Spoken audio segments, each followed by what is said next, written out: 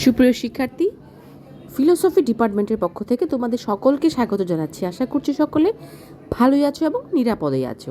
আজকে আমরা নন্দন তত্ত্বের প্রয়োজনীয়তা আলোচনা করব। নন্দন তত্ত্ব কি? নন্দন তত্ত্ব হলো দর্শনের সেই শাখা যা সৌন্দর্য, রুচিবোধ, শিল্প ও সৃষ্টির গভীর অর্থ বিশ্লেষণ করে। এটি প্রশ্ন তুলে কোনো কিছুকে আমরা সুন্দর বলি কেন, এবং শিল্প কিভাবে আমাদের মনের উপরে প্রভাব ফেলে। নন্দন তত্ত্বের প্রয়োজনীয়তা। প্রথমেই আসি ব্যক্তিগত পর্যায়ে। নন্দন তত্ত্ব আমাদের রুচিবোধ গঠনে সাহায্য করে। আমরা কোনো গান শুনতে ভালোবাসি, কোন ছবি আমাদের টানে, এসবের পেছনে রয়েছে আমাদের নান্দনিক বিচারবোধ।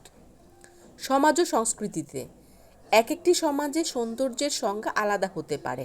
নন্দন তত্ত্ব বুঝতে শেখায় কেন এটি ঐতিহাসিক ভাস্কর্য বা কবিতা একটি জাতির গর্ভের প্রতীক হয়ে ওঠে। কেন গর্ভের প্রতীক হয়ে ওঠে এটা কিন্তু আমাদেরকে নন্দন তত্ত্বই জানায়।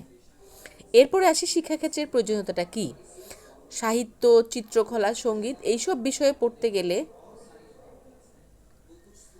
অবশ্যই আমাদের দরকার নন্দন তত্ত্ব। কেন দরকার নন্দন তত্ত্ব? শিক্ষার্থী খেয়াল করো, একটা শিক্ষার্থী কেবল মুখস্থ বিদ্যার বাইরে গিয়ে যে অনুভব করতে শিখবে, এটা নন্দন তত্ত্ব শিখায়।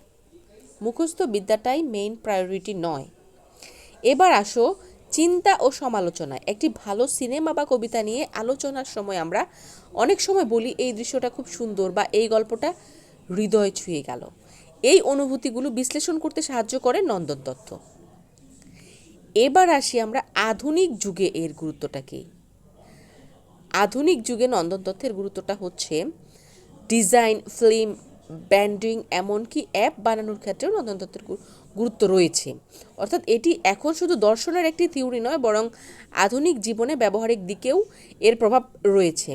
নন্দন তত্ত্ব আমাদের শেখায় কিভাবে দেখতে হয়, কিভাবে অনুভব করতে হয়, আর কিভাবে পেছনের সৌন্দর্যকে খুঁজে বের করতে হয়। তাই এর গুরুত্ব শুধু একাডেমিক পর্যায়েই নয়, জীবনের প্রতিটি মুহূর্তে রয়েছে প্রয়োজনীয়তা।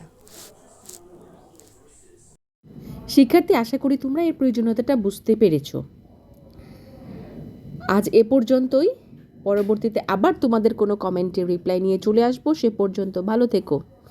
আর একটা বিষয়, যদি তোমাদের ক্লাসটা ভালো লেগে থাকে তাহলে অবশ্যই ফ্রেন্ডসদের মধ্যে শেয়ার করবে আর কমেন্ট করতে ভুলবে না। আল্লাহ হাফেজ।